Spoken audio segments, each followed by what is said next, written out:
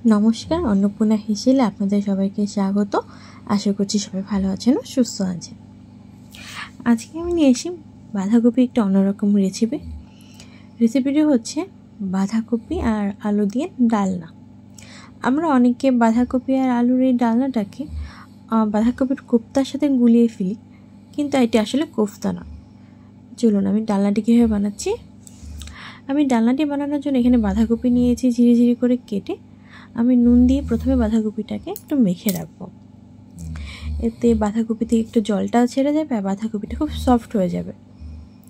আমি এখানে 1 চামচের মতো নুন দিয়ে দিয়েছি। এবার হাতের সাহায্যে খুব ভালো করে নুনটাকে মিশিয়ে নিচ্ছি বাঁধাকপিটির সাথে।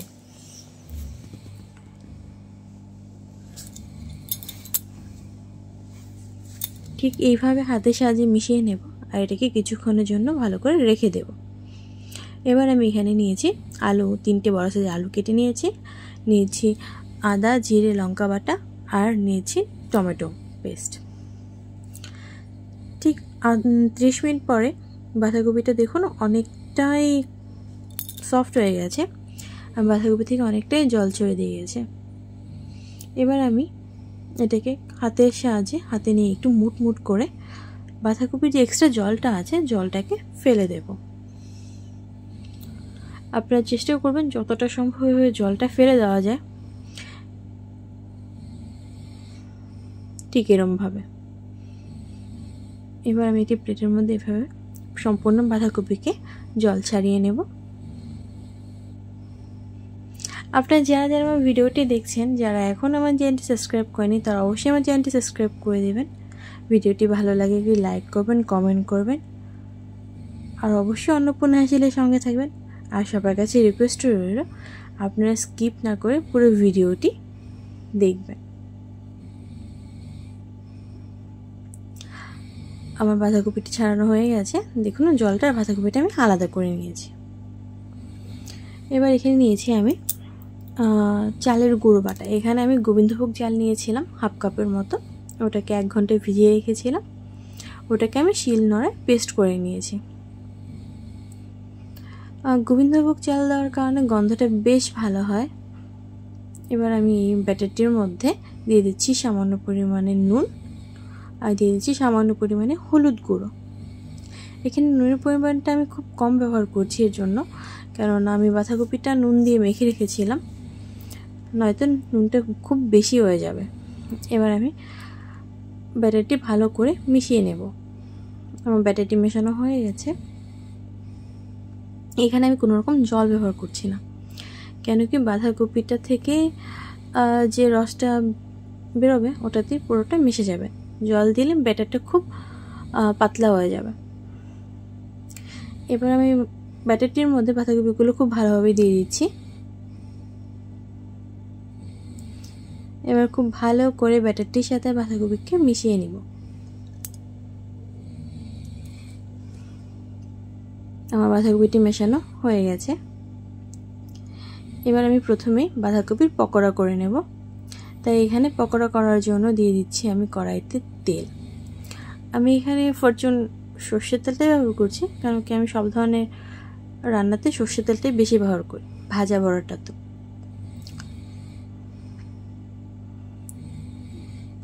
আমার তেলটা গরম হয়ে গেছে। এবার এখানে আমি বাঁধাকপিগুলোকে ছোট ছোট করে একটু গোল গোল করে নিয়েছি, ঠিক এরকম সাইজে।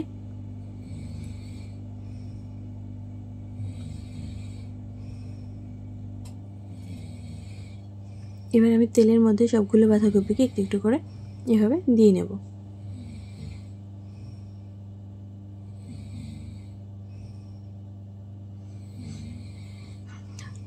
আমরা যারা বাঁধাকপির কোপ্তা বানাই, কোপ্তার সাইজটা কিন্তু আলাদা হয় আর কোপ্তার জন্য বাঁধাকপির রেডি করাটাও আলাদা হয়।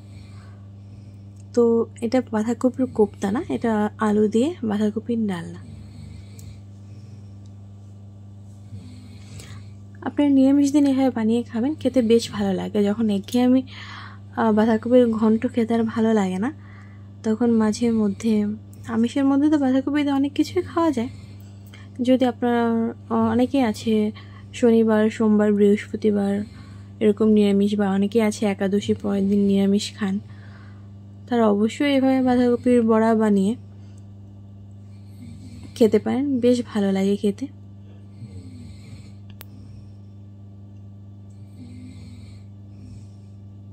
আর যদি আপনারা এভাবে না বানিয়ে খেয়ে থাকেন তো অবশ্যই আমি রিকোয়েস্ট করলে একবার বানিয়ে খাবেন, দেখবেন বেশ ভালো লাগে।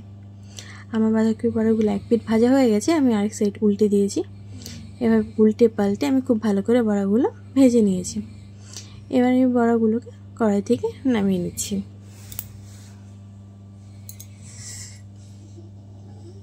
এবার কড়াইতে যে তেলটা রয়ে গেছে ওই তেলটার মধ্যেই আমি কেটে রাখা আলুগুলোকে দিয়ে দিচ্ছি।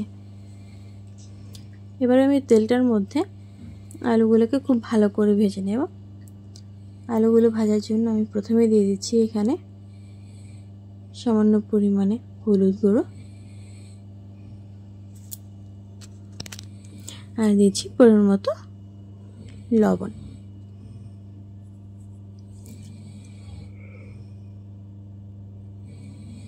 এবার একটু ভালো করে নেড়ে নেব। এবার আলুগুলোকে খুব ভালো করে ভেজে নেব।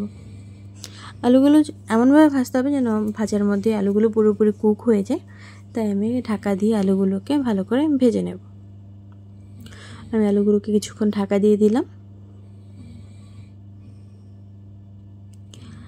কিছুক্ষণ বাদে আলুগুলোকে এবার ঢাকনা খুলে দেখব।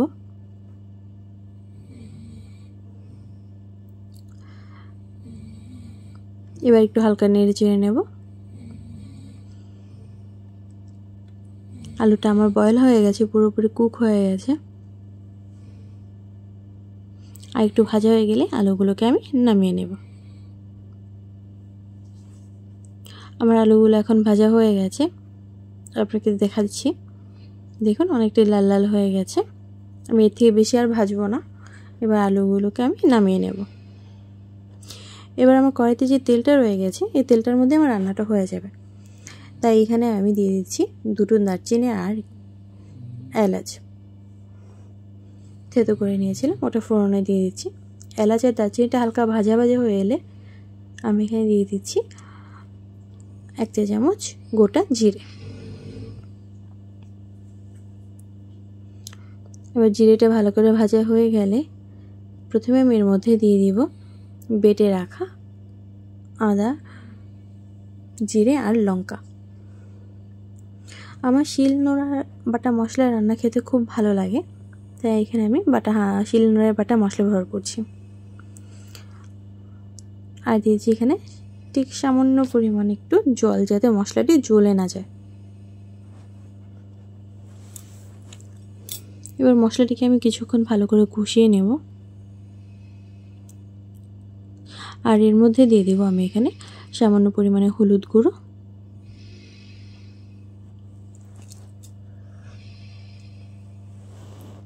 আর দিয়ে দেব পরিমাণ মতো লবণ। এবার আমি খুন্তির সাহায্যে ভালো করে নেড়ে চেড়ে নেব আর মশলাটিকে খুব ভালো করে কষিয়ে নেব যতক্ষণ না মশলা থেকে ভালো করে তেল ছাড়তে শুরু করছে। আর এখানে আমি দিচ্ছি টেস্টের জন্য ঠিক সামান্য পরিমাণে কয়েক দানা চিনি। আপনারা চাইলে এটিকে স্কিপও করতে পারেন, কিন্তু নিরামিষ রান্না তো এখানে টেস্টের জন্য একটু চিনিটা দিলে খুব ভালো লাগে। এবার আমি একটু নেড়ে নিচ্ছি। আমার মশলাটা অনেকটাই কষানো হয়ে গেছে, দেখুন অনেকটাই তেল ছাড়তে শুরু করেছে। এবার আমি মশলাটির মধ্যে দিয়ে দিব আমি একটি গোটা টমেটো পেস্ট করে রেখেছিলাম, ওই গোটা টমেটোর পেস্টটা। এবার খুব ভালো করে নেড়ে নেব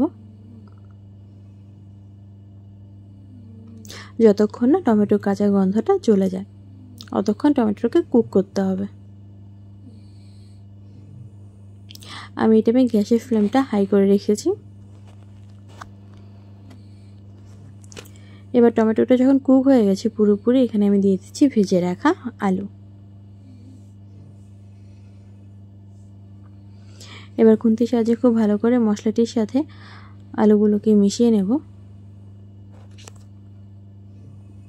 ঠিক এভাবে আলুগুলোকে মিশিয়ে কিছুক্ষণের মতো কুক করে নেব।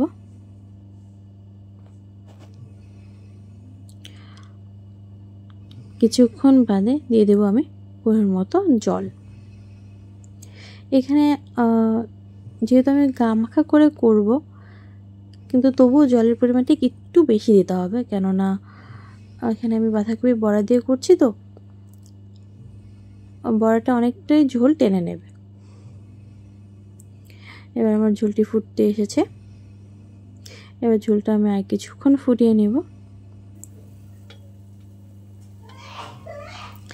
ঝোলটা অনেকটাই ফুটে গেছে। এবার আমি এখানে দিয়ে দিচ্ছি ভেজে রাখা বাঁধাকপির বড়াগুলো। এবার খুব হালকা হাতে নিয়ে নেব। এবার বেশি নাড়বো না, তাহলে বড়াগুলো ভেঙে যাওয়ার সম্ভাবনা থাকবে।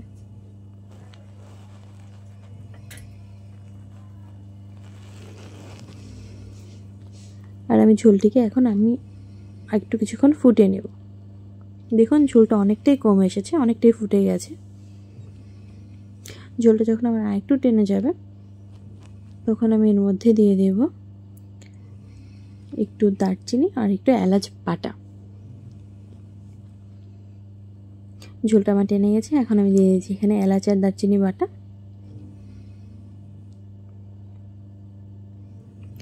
আমার রান্নাটা প্রায় হয়ে এসেছে। এবার আমি খুন্তির সাহায্যে হালকা একটু নেড়ে চেড়ে নেব।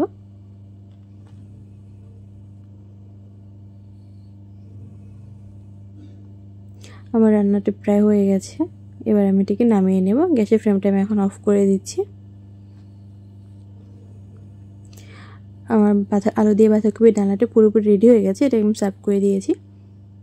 আপনারা অবশ্যই একবার বাড়িতে এভাবে বানিয়ে ট্রাই করে দেখবেন, বেশ ভালো লাগে খেতে। আর অবশ্যই কমেন্ট করে জানাবেন কেমন হয়েছে। ভিডিওটি ভালো লাগলে লাইক করবেন, কমেন্ট করবেন, শেয়ার করবেন। আর অবশ্যই যারা যারা এখন আমার চ্যানেলটি সাবস্ক্রাইব করেননি, তারা আমার চ্যানেলটি সাবস্ক্রাইব করে দেবেন। সবাই ভালো থাকবেন, সবাই সুস্থ থাকবেন। আবার দেখা হবে নতুন একটি রান্নার রেসিপি নিয়ে।